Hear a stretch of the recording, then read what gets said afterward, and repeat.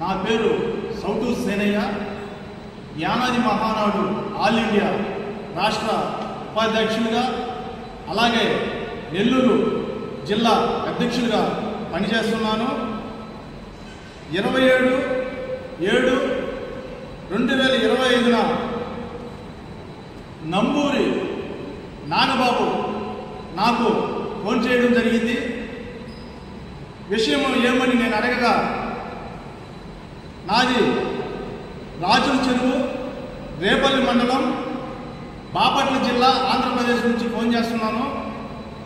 నన్ను మా ఊరు నుంచి కొంతమంది అగ్ర కులస్తులు నన్ను కొట్టి చంపబోయి, నన్ను తరిమగా నేను పారిపోయి ఇక్కడ చీరాల ఆ ఊరు దాటి ఎక్కడో ఉన్నాను అంటూ నాకు ఫోన్ చేసినాడు. వెంటనే నేను ఇతనికి మళ్ళీ కాల్ చేసి ఇతని దగ్గరకు వచ్చి అడగగా ఇతను జరిగిన విషయం చెప్పినాడు.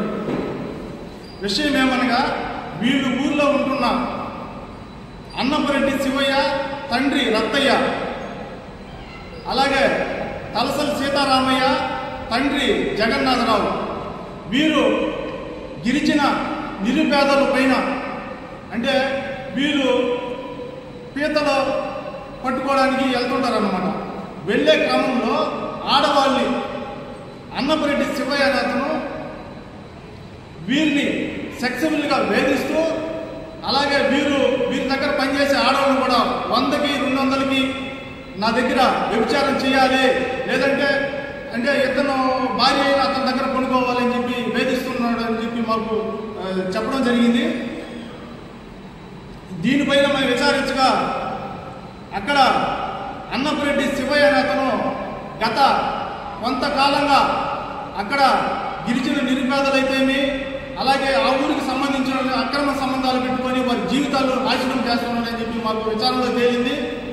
అదేవిధంగా దీనికి సపోర్ట్గా ఉంటున్న తలసల సీతారామయ్య అనే అతను వీరిని, అంటే దీన్ని అడ్డుకునే ప్రయత్నం చేసేటప్పుడు అతనికి సపోర్ట్గా కూడా ఉండి వీరిని భయభ్రాంతులకు గురి చేస్తున్నాడు. అక్కడ ఈ క్రమంలో 26/7/2025న అన్నపరెడ్డి శివయ్య వీరి అన్నగారు అయిన ఇంట్లో ఉన్నప్పుడు ఇతను చూడడం జరిగింది. చూసినప్పుడు ఇతను చూసిన వెంటనే పారిపోయాడు. పారిపోయే క్రమంలో అతను బండి తీసుకొచ్చిన బండి కూడా అతను వదిలిపెట్టి వెళ్ళిపోయాడు. వెళ్ళితే ఇతనేం చేశాడు, అతను బండి పారిపోయాడు కాబట్టి ఎందుకు పారిపోయాడు ఏంటంటే బండి తీసుకుపోయి ఇతను నివాసంలో పెట్టుకున్నాడు. నివాసంలో పెట్టుకున్నదానికి అతను అన్నపరెడ్డి శివయ్య పారిపోయేసి వాళ్ళ అనుచరులతో వచ్చి ఆ రోజు నైట్ ఇతన్ని భయభ్రాంతులకు గురి చేసి కొట్టి చంపపోతే అతను ఆ రోజు నైట్ రావడం జరిగింది. తర్వాత నాకు 27 రోజు నాకు ఫోన్ చేయడం జరిగింది. ఈ విధంగా ఒక సమాజంలో గిరిజన నిరుపేద యానాదులు ఒక బానిసలుగానే బతకాలి. అగ్ర కులస్తులకి వాళ్ళు పడుకోమంటే పడుకోవాలి, లేయమంటే లేయాలి, లేదనుకుంటే వాళ్ళు ఎదురు తిరిగితే మాత్రం వీరినే, అంటే అడిగిన వాళ్ళని కొట్టడాలు, వాళ్ళ మీద దొంగ కేసులు పెట్టడాలు, వాళ్ళని భయభ్రాంతులు గురి చేయడం, అంటే వాళ్ళు దీర్ఘకాలిక సొంత ఊర్లో ఉన్న వాళ్ళు కూడా, సొంత ఊర్లో ఉండేవాళ్ళు కూడా భయభ్రాంతులు అక్కడి నుంచి కూడా తరిమి కొట్టేస్తారనమాట వాళ్ళు. ఈ విధంగా ఆంధ్రప్రదేశ్ రాష్ట్రంలో ప్రతి ఒక్క దగ్గర గిరిజన నిరుపేదల యానాదులపై ఈ విధంగా దాడులు ఈ విధంగా జరుగుతూ ఉన్నాయి. దీనిపైన మేము యానాది మహానాడు తీవ్రంగా ఖండిస్తున్నాము.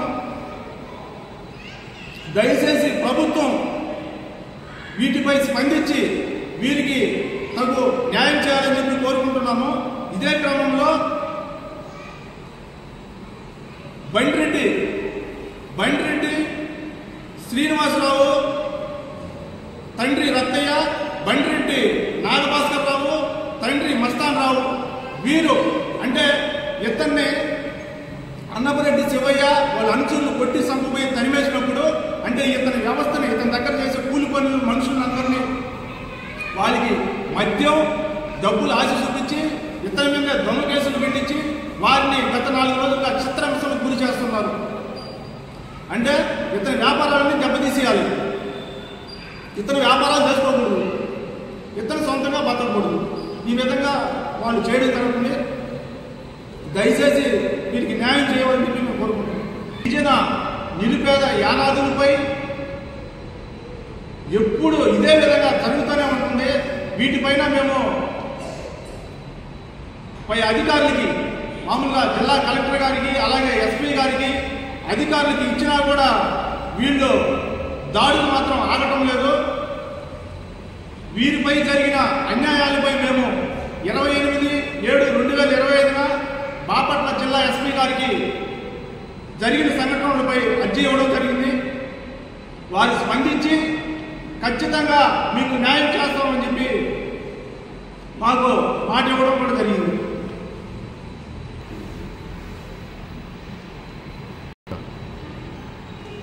ఇదే విధంగా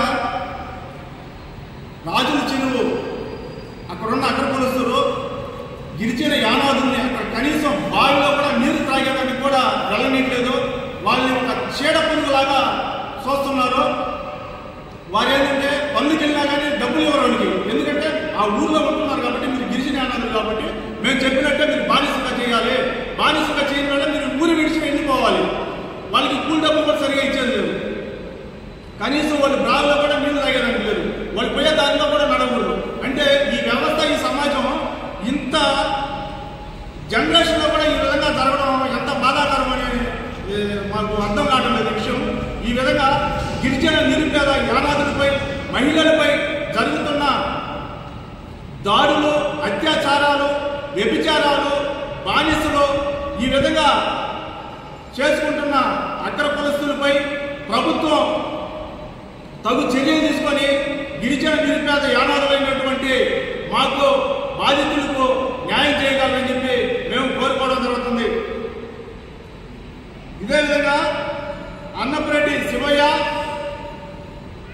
నంబూరు నాగబాబుపై దాడి చేయబోయి సంపబోయినప్పుడు బయటకు వచ్చిన క్రమంలో స్థానిక పోలీస్ స్టేషన్కి గిరిజన నిరుపేదల్ని భయభ్రాంతులకు గురి చేసి ఇతనిపై అక్రమ కేసులు పెట్టించి భయభ్రాంతులకు గురి చేయడం జరుగుతుంది.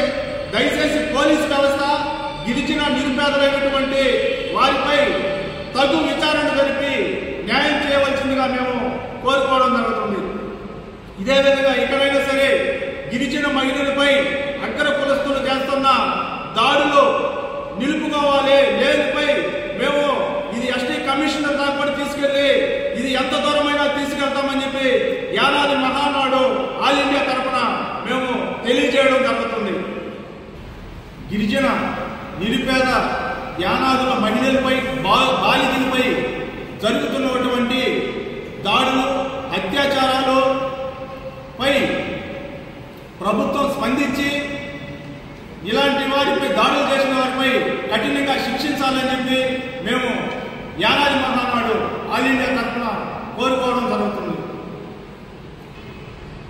గిరిజన నిరుపేద యానాదుల మహిళలపై దాడులు, అత్యాచారాలకు పాల్పడుతున్న అన్నపరెడ్డి శివయ్య, తలసల సీతారామయ్య, బండిరెడ్డి శ్రీనివాసరావు, బండిరెడ్డి నాగభాస్కర్రావు వీరిపై పోలీసు వారు, ప్రభుత్వం కఠిన చర్యలు తీసుకొని వెళ్ళాలా. దీన్ని మేము ఎంత దూరమైనా తీసుకెళ్లి పోరాటం చేస్తామని మేము చెప్పడం జరుగుతుంది. అదేవిధంగా పోలీసు వ్యవస్థ దయచేసి నిరుపేద యానాదులైనటువంటి వారిపై జరుగుతున్న దాడులు, భూ కబ్జాలు, ఇలాగే అత్యాచారాలపై మేము ఇస్తున్న అర్జీలపై తగు న్యాయం చేయాలని కోరుకుంటున్నాము.